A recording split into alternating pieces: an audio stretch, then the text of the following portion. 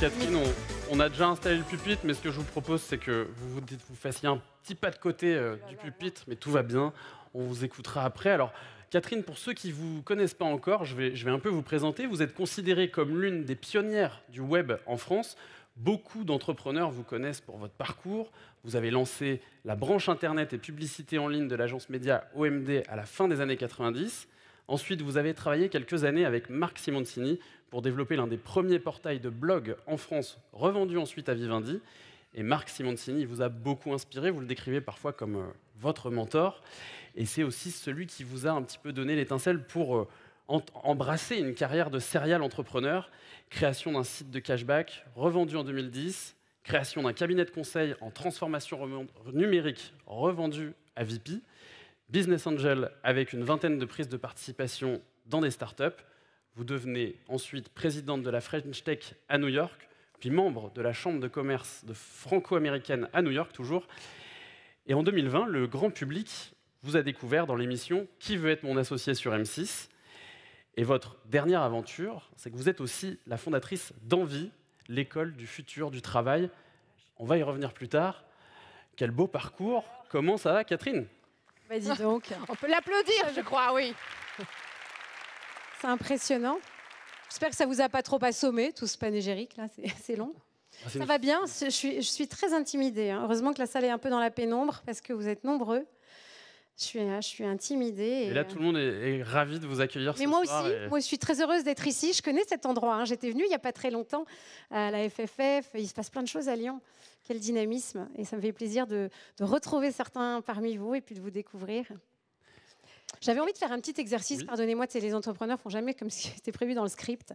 Je me disais, parce qu'on fait la fête quoi, ce soir, c'est bien ça, on fait la fête, n'est-ce pas, Franck, de l'entreprise. Et je me dis, pour faire la fête, on crée du lien.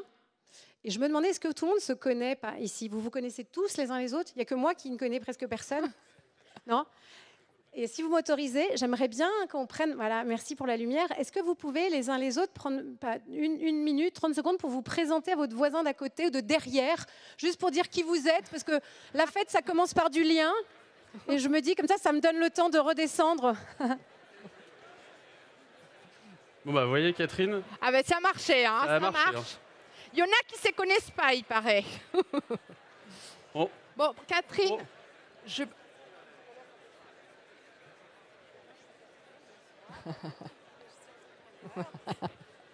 C'est bien de faire aussi. Pour ne rien vous cacher, on a eu un petit doute tout à l'heure quand Catherine nous a parlé de l'idée de se parler. Mais a priori, c'est efficace. Ça marche. J'aime bien. En fait, vous allez pouvoir faire ça pendant 20 minutes, le temps que j'étais censée vous parler. C'est mieux.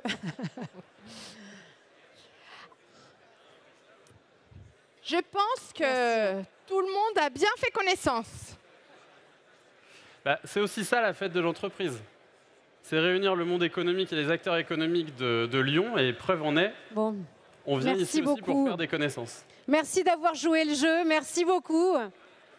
Je crois qu'on se retrouve tout à l'heure autour de verre. Hein. On aura le temps. Bravo à vous. Hein. C'est important, le lien humain. Vous le savez comme moi. Hein. Alors, je pense qu'il est temps de démarrer. Évidemment, avant la conférence, nous sommes curieux. Et en fait, on a quelques questions à vous poser. La première question c'est une question un peu particulière, puisque vous avez vu toutes les expériences que Catherine a à son actif. Donc, comment dans le e-commerce et dans la transformation numérique, cette expérience-là influence-t-elle votre approche envers les défis actuels et futurs dans le monde professionnel ? Ouais, d'accord. Commence bien. Vous avez 4 heures. Ouais. Comment un parcours d'entrepreneur dans le digital te prépare à tout ce qui nous attend demain ? J'aimerais bien le savoir.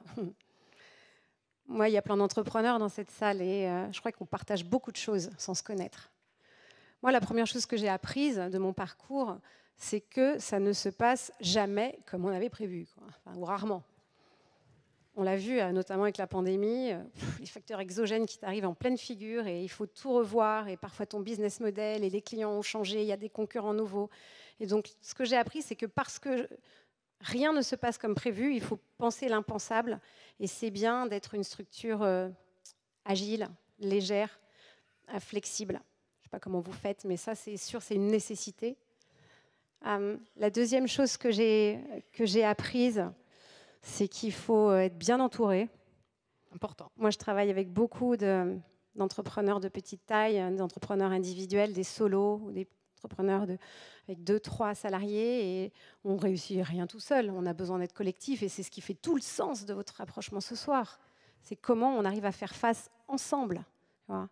Et ça, c'est une nécessité. L'entourage, c'est ce qui va faire votre force. Vous le savez, au-delà des compétences, au-delà de tout ce que vous avez, c'est comment je suis entourée, quoi. Voilà, j'ai appris aussi beaucoup de choses, mais je voudrais insister là-dessus. Sur l'entourage. Il y a peut-être une dernière chose, c'est qu'il faut toujours garder ses antennes en alerte, la curiosité. C'est comment je fais pour toutes ces nouveautés qui nous arrivent à la figure, et l'IA générative, et toutes ces choses-là qu'on a l'impression de ne pas maîtriser. La seule façon d'y voir des opportunités, c'est peut-être d'être tout le temps curieux. Ça, c'est un truc que j'ai appris de Marc Simoncini. Vous l'avez souligné. Moi, je l'ai vu, j'ai travaillé 3 ans avec lui. Et tous les jours, je l'ai vu faire de la veille. Il s'enfermait dans son bureau, il coupait tous ses mobiles, téléphones, Internet, et il faisait de la veille sur la concurrence, sur tout un tas de services. Et je me dis, est-ce que vous, tu vois, si on était moins nombreux, je vous demanderais les uns les autres, combien de temps vous passez tous les jours? Je sais que les journées n'ont que 24 heures, hein, mais tu vois, à faire de la veille, parce que cette curiosité-là, elle permet profondément de ne pas être pétrifié face à la nouveauté et l'inconnu, mais à l'embrasser, quoi. Enfin, on va essayer, hein, si on n'a pas le choix. Justement, Catherine, parmi la curiosité qui vous a animé, je l'ai dit tout à l'heure, vous avez créé l'école Envie. Alors, est-ce que vous pouvez nous parler de cette école? Pourquoi vous l'avez créée? Et est-ce que vous pouvez nous parler du rôle de cette école dans la préparation des indépendants face au changement du marché économique? Moi, j'ai promis à Franck de ne pas trop parler d'envie, hein, donc je vais y aller tout doucement. Mais c'est comme pour chacune de vous qui avez une entreprise. Tu crées une entreprise et j'espère qu'elle va marcher parce que tu réponds à un besoin.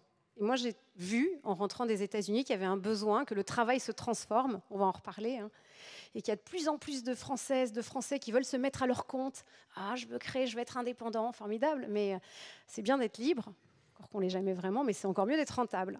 Et donc, je me suis dit, qu'est-ce qui existe? Il y a beaucoup de choses qui existent, mais il n'y a pas d'école du futur du travail, d'école pour aider les gens à être durablement rentables, une école de vente, en fait, pour les entrepreneurs de petite taille, et c'est ça que j'ai créé il y a 15 mois avec 2 autres cofondatrices, si bien que tout le monde nous demande est-ce que les hommes sont autorisés dans cette école? Mais oui, bien sûr, évidemment. Donc voilà, c'est réponse à un besoin de la transformation profonde du travail. Vous la vivez, hein, j'en parle avec beaucoup d'humilité, mais c'est assez à cette problématique-là que je réponds, la guerre des talents aussi. Ça tombe bien, parce que nous allons plonger dans le vif du sujet avec votre conférence qui s'appelle « De la révolution numérique à la révolution du travail ». On vous laisse la scène. C'est à vous. Merci beaucoup. Oh là là. Non mais quelle responsabilité. J'ai pris des notes pour rien oublier parce que je me suis dit oh, c'est hyper important, c'est la CPME du Rhône. Oh là là, il faut dire des choses importantes. Et je me suis dit qu'est-ce que j'ai écrit vraiment pour ne rien oublier. Bon, vous êtes prêts? On va passer 15 minutes, hein, pas plus, je vous assure, hein, 20 minutes ensemble. Et on se retrouvera après. Moi, je voulais d'abord vous dire merci pour l'invitation. Je suis trop contente d'être ici. Quand on m'a proposé de venir, quel honneur d'être marraine de ce grand événement, 19e édition. Waouh! Je me suis dit, j'ai vraiment pas hésité pour 3 raisons, quoi. La première, c'est que j'aime Lyon. Quelle chance vous avez. Je me dis, mais qu'est-ce que je fais encore à Paris, quoi. J'aime la montagne, j'aime bien manger. Il y a un dynamisme. J'ai eu l'occasion l'année dernière de venir ici pour créer le Grand Prix des indépendants, justement pour mettre le projecteur sur les indépendants. Et je me suis dit, voilà, j'aime cette ville. Donc on m'a dit, ça se passe à Lyon. Forcément, ça m'a donné envie. L'autre raison, c'est que j'aime les entrepreneurs, comme vous, quoi. Moi, je me sens en famille avec les entrepreneurs. Tu vois. Même si on ne se connaît pas, je vous regarde les uns les autres, je vous vois dans la pénombre, mais je sais qu'on partage au-delà de nos métiers, de tout ce qu'on a. On partage quelque chose de profond. C'est notre façon de voir le travail. Hein. On a cette audace, on a cette énergie, ce côté problem solver, quoi. Ma fille me disait, c'est quoi, maman, quand elle était plus petite, c'est quoi, maman, un entrepreneur? Et je disais, c'est quelqu'un qui résout les problèmes de ses clients. Et celui qui réussit, c'est qu'il le fait mieux que les concurrents, quoi. Résoudre les problèmes de ses concurrents, quoi. Et donc, quand j'ai commencé à passer, Franck, Yann le disait, après 20 ans dans le numérique, j'ai lancé ma 4e entreprise dans la formation pour former des entrepreneurs. Et je me suis demandé, est-ce qu'on peut vraiment former les entrepreneurs? Est-ce qu'on peut apprendre à entreprendre? Et pour répondre à cette question, je me suis dit, je vais aller voir des chercheurs en neurosciences et je vais leur demander est-ce qu'il y a quelque chose qui intrinsèquement caractérise les entrepreneurs qui réussissent? Est-ce que vous pouvez me dire qu'est-ce qui est saillant? Alors, je ne sais pas ce que vous répondriez à cette question. Alors, ils ont cherché longtemps, ça m'a coûté cher en plus. Et puis, ils m'ont dit, alors, les entrepreneurs, donc ils en ont pris une 50aine, ils ont tout disséqué et ils ont dit, alors, ce n'est pas leurs compétences, parce que les compétences, au fond, ça s'apprend. Et puis nous, de toute façon, nos compétences, autant qu'on est ce soir, elles sont très vite obsolètes. Et on a plutôt intérêt à apprendre tous les jours. Hein. La veille, oui, mais de l'apprentissage. J'espère qu'on arrive à passer chacun un petit temps d'apprentissage tous les jours. Et il m'a dit, il y a 3 choses, et on dit 3 choses qui caractérisent les entrepreneurs. Oui, c'est l'envie, quoi. C'est la motivation, c'est la niaque. C'est ce que tu as au creux de toi, cette envie, cette petite boule de feu qui fait que tu as envie d'y aller. On a beau te dire, c'est compliqué, le monde va mal, il va y avoir des obstacles, il y a la réglementation, mais au fond, c'est ton histoire. Et ça, cette envie, j'espère que vous l'avez, je suis sûre que vous l'avez en vous, c'est la première caractéristique. L'autre, c'est les ressources. Les ressources sur lesquelles t'appuyer pour réussir. Il y a des ressources internes, hein, c'est ma capacité de travail. On travaille beaucoup, hein. Enfin, tout le monde travaille beaucoup. C'est la confiance que j'ai en moi et puis mon entourage. L'entourage de cœur qui vous encourage, l'entourage professionnel. Yann parlait tout à l'heure de mentor, ça c'est important. Avoir cela autour de soi, c'est une caractéristique forte des entrepreneurs qui réussissent. Et après, ils m'ont sorti, alors ça c'est assez étonnant, ils m'ont sorti 16 caractéristiques, je ne vais pas vous les dire, hein, je vous rassure, 16 aptitudes des entrepreneurs qui réussissent. Et je leur ai dit lesquelles ne s'apprennent pas, lesquelles ne peuvent pas s'apprendre. Et ils m'en ont sorti 5. Et vous penserez, vous me direz si vous les avez, lesquelles vous avez le plus. La première caractéristique, c'est l'aptitude à découvrir. Tu vois, cette curiosité que tu as de regarder un marché, de regarder, tu vois, cette soif d'explorer, quoi. Voilà, ça, c'est quelque chose, ils m'ont dit, ça, c'est un truc qui les caractérise. La deuxième, c'est la perception. C'est ma capacité à sentir chez quelqu'un, tu vois, si je l'ennuie, si je le capte, cette intelligence émotionnelle. Pour vraiment, on répond à des besoins quand on est entrepreneur. Donc, la perception. La troisième, moi, après la poésie, les mathématiques, hein, c'est le fait d'être orienté résultat. C'est tout ce que je fais. Il y a mon endgame à la fin, la visée finale. Et tout cela, évidemment, c'est formidable tout ce que je fais, mais c'est in fine quand même pour générer de la marge et de la croissance. Bon, jusque-là, vous vous reconnaissez, hein, je suis sûre. Le quatrième, c'est la capacité à se remettre en question. C'est difficile, ça. Moi, je me suis dit, c'est celle avec laquelle j'ai le plus de mal, j'avoue. Parce que c'est bien d'avoir des certitudes, mais est-ce que je suis capable de me remettre en question, d'accepter la critique, tu vois? Et la cinquième, ben ça, on l'a, mais alors bien copieusement tous, et ça j'en suis sûre que vous l'avez, c'est la résilience. Cette capacité à courber les chines, à traverser les obstacles, à y aller malgré les difficultés. Et vous, je ne vous connais pas encore, mais je sais que tous, autant que vous êtes dans cette salle, vous avez un point commun, c'est que vous avez traversé d'énormes difficultés. Vous avez fait des nuits blanches comme moi, vous avez eu du mal à y aller, mais pourtant vous êtes là. Vous êtes là ce soir, vous êtes debout, enfin vous êtes assis, mais vous êtes là. Et moi, j'ai un immense respect pour les entrepreneurs. Donc la fête de l'entreprise, évidemment, je ne pouvais pas ne pas être là. Alors, respect pour les entrepreneurs, mais aussi pour les humains en général. Hein. Il n'y a pas que les entrepreneurs. Je me dis, il y a un truc, je vais vous livrer une chose qui est assez intime, et je ne sais pas si vous faites ça aussi, et c'est que quand je rencontre quelqu'un que je ne connais pas, peut-être vous tout à l'heure, quand on va boire un verre ensemble, je rencontre quelqu'un que je ne connais pas, et la première chose qui me vient en tête quand je croise votre regard, c'est je suis frappée par ce qui nous lie, ce qui nous relie avant de ce qui nous sépare. Et je pense, je vous écoute, on se présente, c'est assez formel, et je me dis, mais quel est le fardeau invisible que tu portes, tu vois? Parce qu'on partage au fond cette humanité-là, on partage cette fragilité, cette finitude. Et il y a une phrase en anglais que j'ai apprise aux États-Unis, ça a toujours l'air plus intelligent en anglais, c'est « Everyone you meet is fighting a battle you know nothing about. Be kind ». Chaque personne que tu croises porte un fardeau invisible dont tu n'as même pas idée. Alors, sois sympa. Et moi, c'est la première chose que je vous invite, enfin, vous le faites sûrement, hein, mais quand on croise quelqu'un et on pense là, après, qu'on ait quelque chose à vendre, qu'on ait une image à défendre, etc., voilà, tout ça, c'est finalement un jeu social.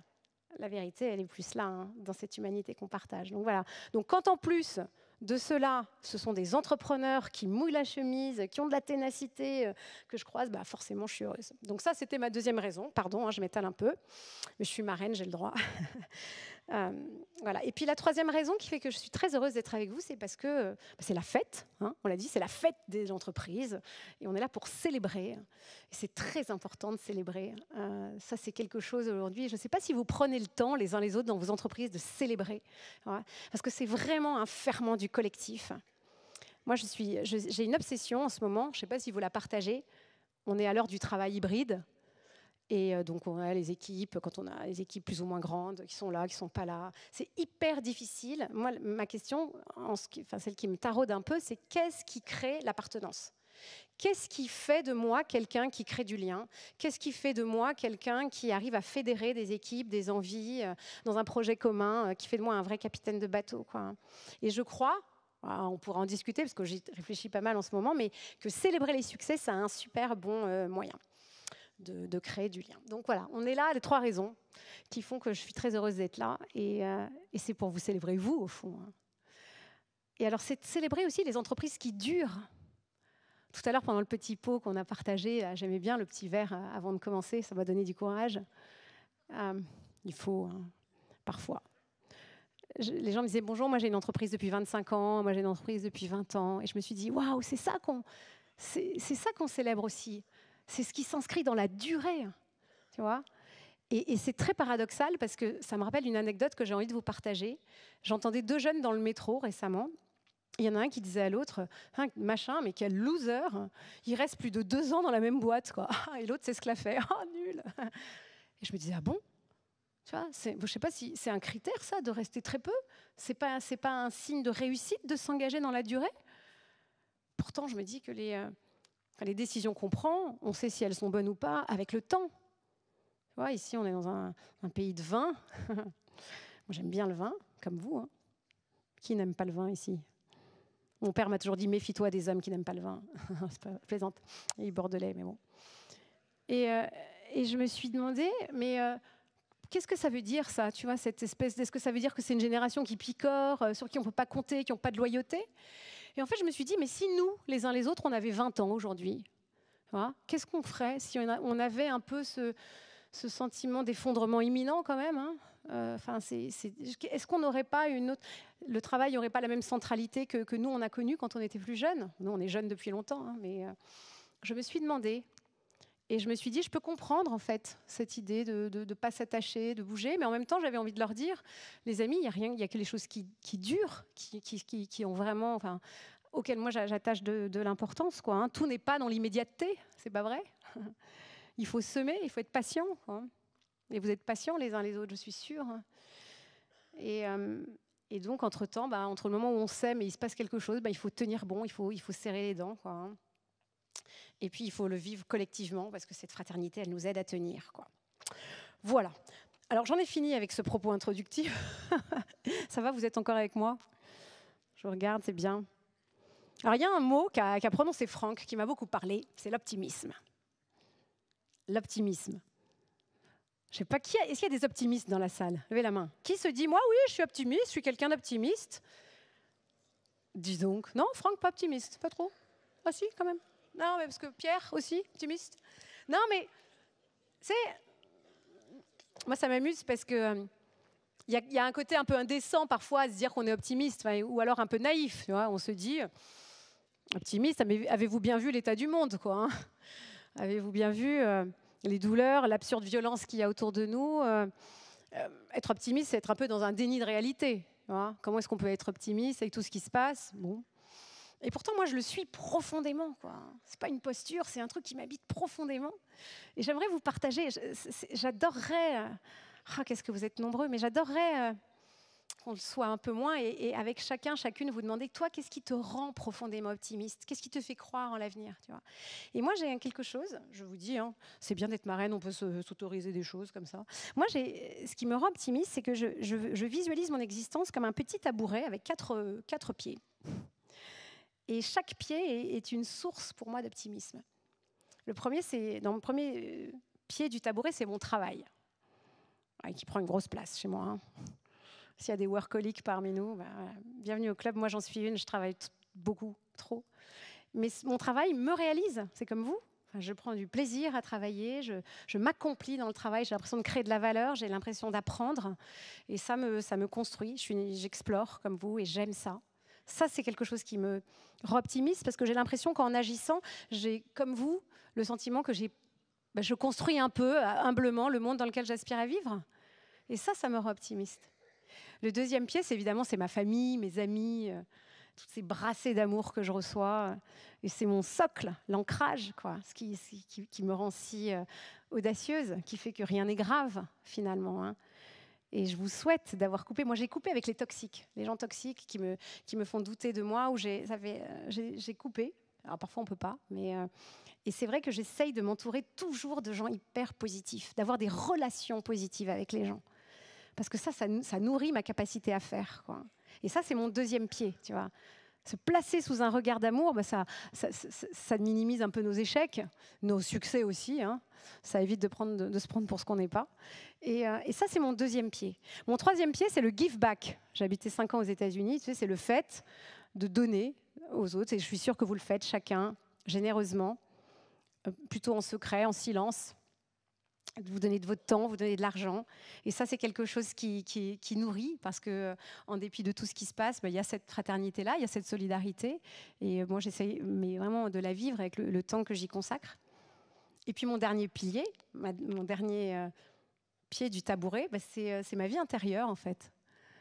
Je ne sais pas ce que ça vous évoque, vous, mais moi, je suis un zébulon, j'ai une énergie de dingue et j'accomplis beaucoup de choses. Mais dans le tumulte de la journée, à un moment, je fais cette descente un peu spéléologique au cœur de moi. Et puis, au fond, au creux de mon être, il y a quelque chose de plus grand, c'est de l'amour. J'en parle pas pour faire du prosélytisme, hein, mais moi, je l'appelle Jésus-Christ. Et c'est quelque chose qui me donne beaucoup de joie, quoi. Et ça, je passe du temps à le faire grandir en même temps que ma vie intellectuelle et ma vie de boulot, etc. Et je me dis, moi, ce qui me rend optimiste, c'est que... Alors, je me sens un peu équilibriste, comme vous, hein, mais je mets 4 pieds de tabouret comme ça, et c'est pas facile. Parfois, il y en a un qui prend trop de place et il y en a un autre qui est atrophié. Mais quand j'arrive à tenir sur les 4, alors ça me donne de la joie, ça me rend optimiste, quoi. Et moi, je vous regarde là et je me dis, j'espère que vous aussi, vous avez votre tabouret, tu vois, et que vous arrivez ainsi à nourrir chaque jour ce réservoir de confiance, ce réservoir d'optimisme, et que vous êtes des passeurs de confiance, tu vois, des passeurs d'optimisme, parce qu'on en a tellement besoin, quoi. Donc voilà, c'est l'optimisme, c'est la fête. J'espère que ça vous parle. Ça va?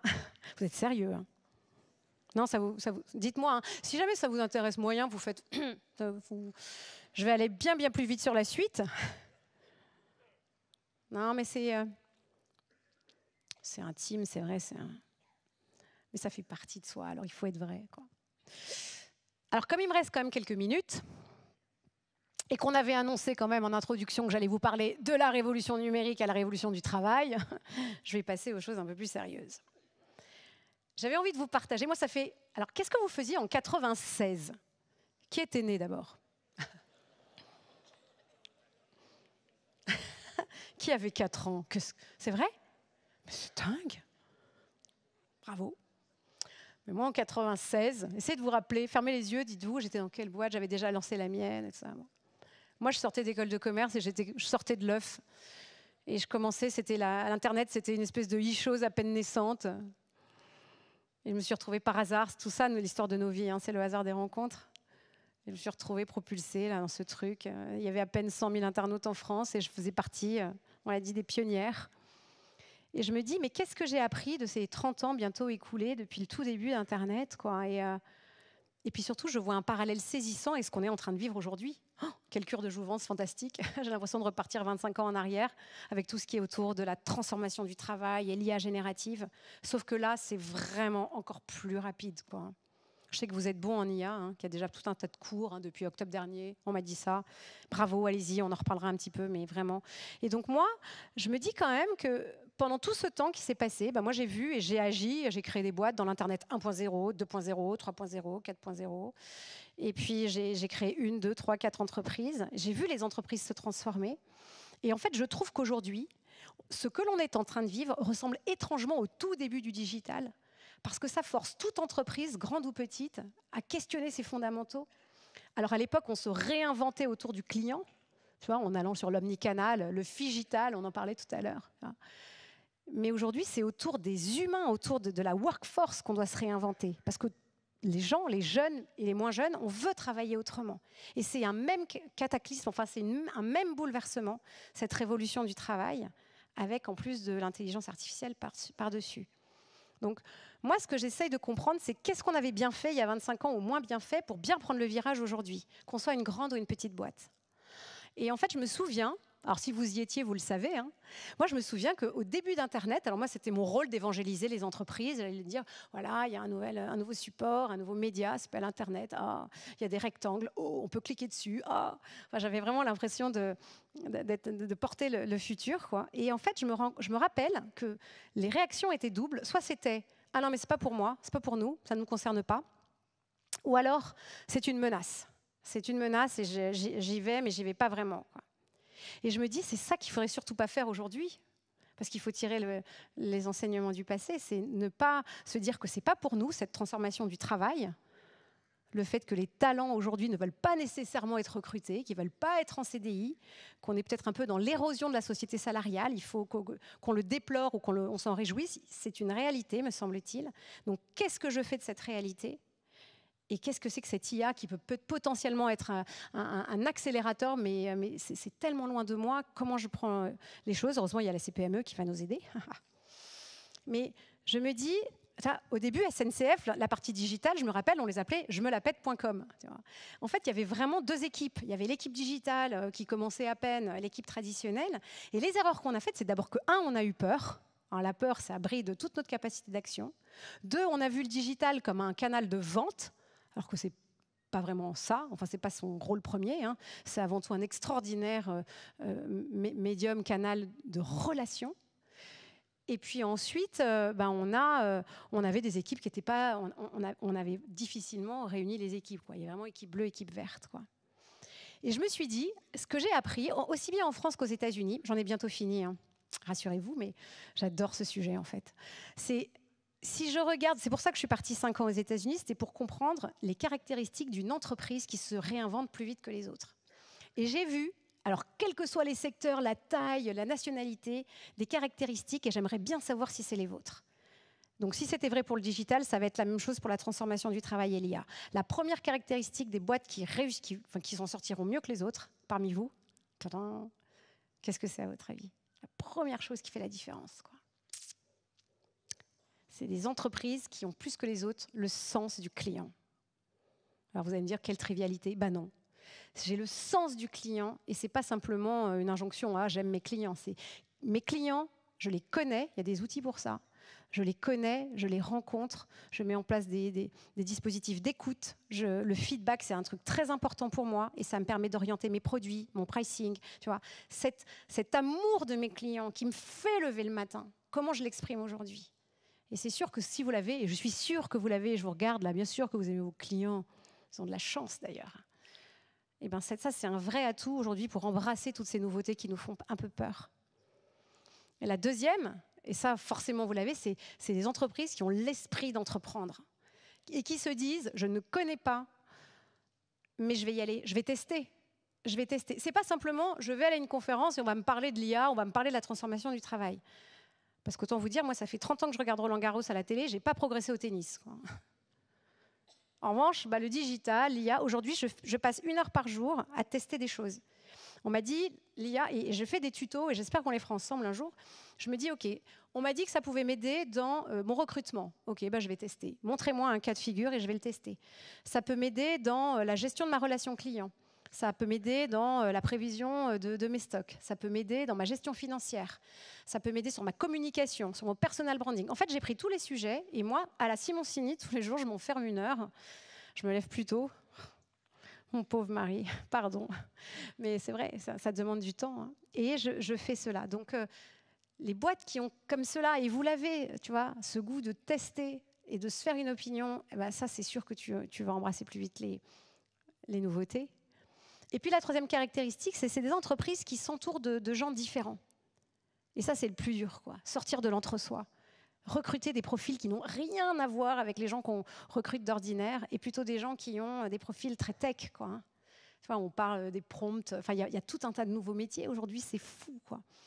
Et puis des gens dans la data, vous savez. Je ne sais pas, j'aimerais bien savoir dans la composition de vos équipes, combien il y a de ces profils un peu geeks, on a un peu du mal à leur parler en plus. Je ne sais pas s'il y en a dans la salle, pardon.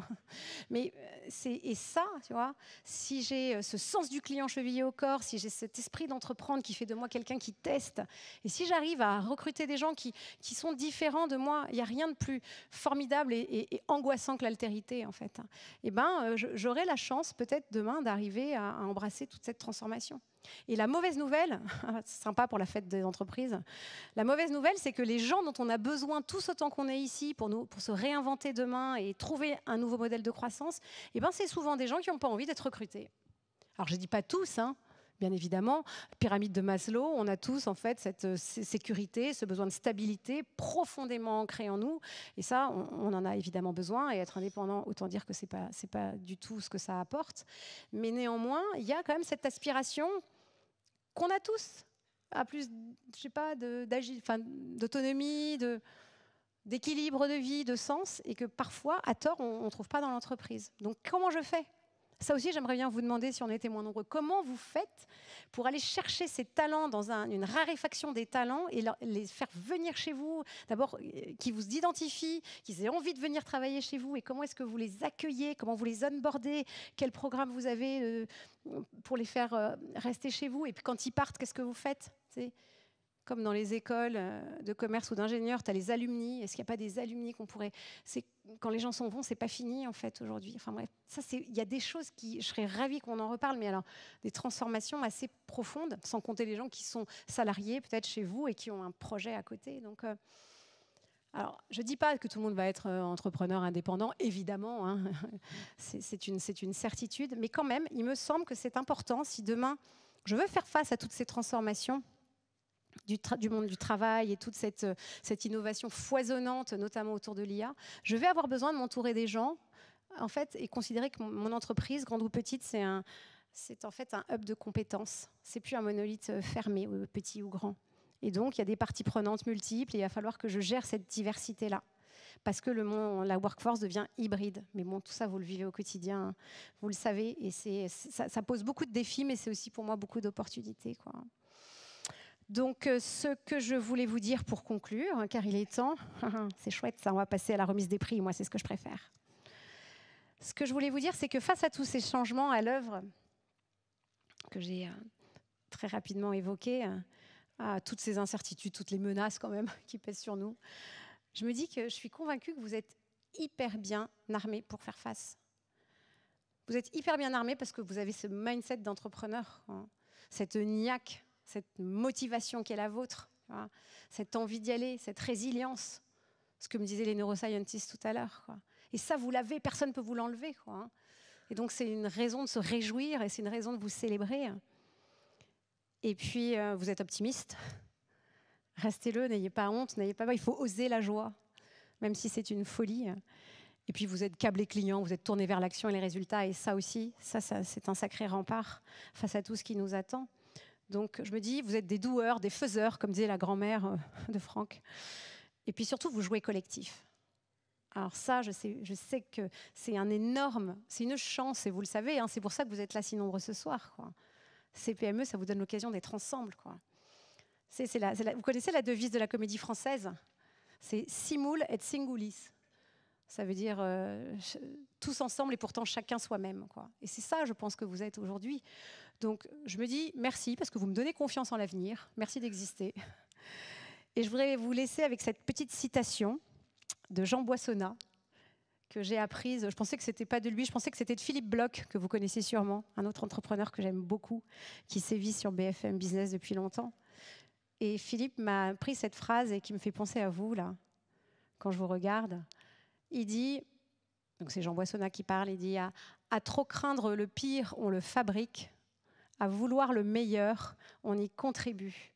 Mais c'est ce que je vous souhaite et bonne fête de l'entreprise à tous. Merci, merci beaucoup.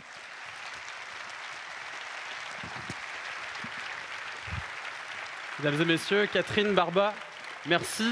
Merci beaucoup Catherine pour cette source d'inspiration et d'optimisme. Catherine, on va vous retrouver tout à l'heure pour la remise d'un prix. On vous laisse regagner votre place.